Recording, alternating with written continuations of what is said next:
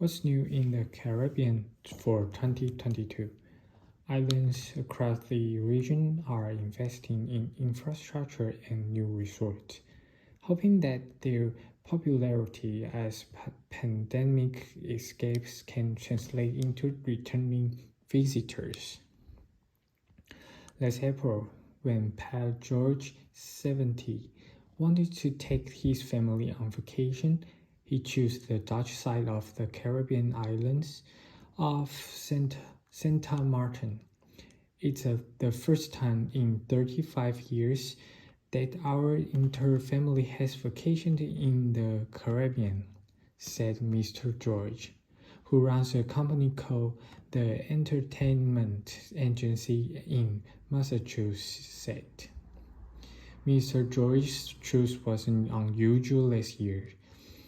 Many travelers, particularly those from the United States, were drawn to the Caribbean as a pandemic vacation spot for its proximity and relatively good recording curtailing COVID-19.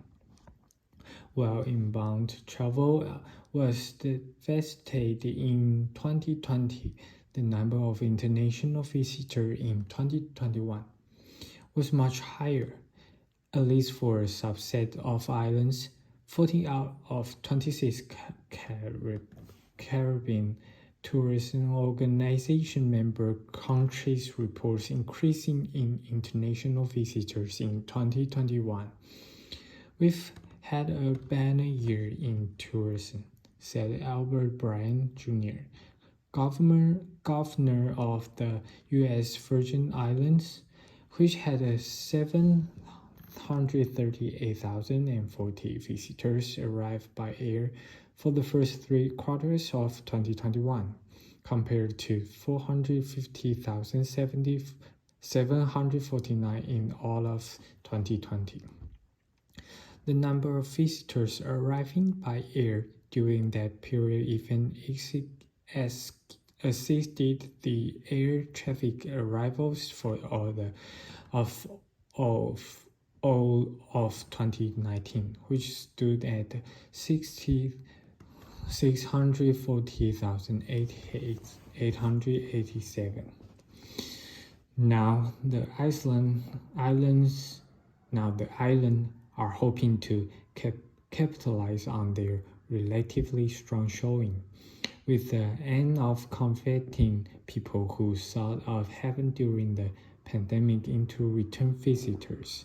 Santa Cruz, one of the 3 major islands in the U.S. Virgin Islands, will invest $244 million in revitalizing its west end, including the city of Fredericksburg, which gets a new period for tender boats, the smaller vessels that serve big ships.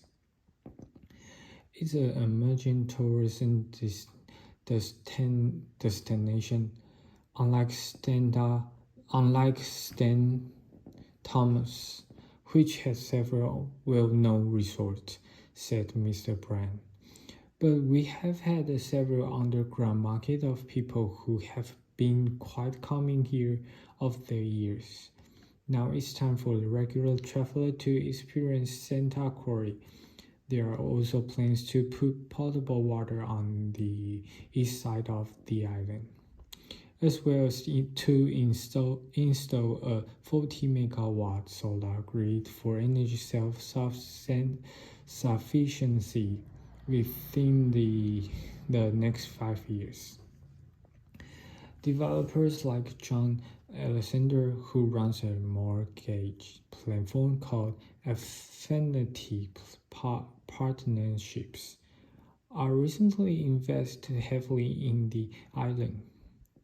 He plans on creating more housing and will introduce the island's first glamping outpost, Little Bay Eco Resort, on 54 acres on the west end, with tender units similar to the style of Pulse Up Montana. The well-known luxury camping resort.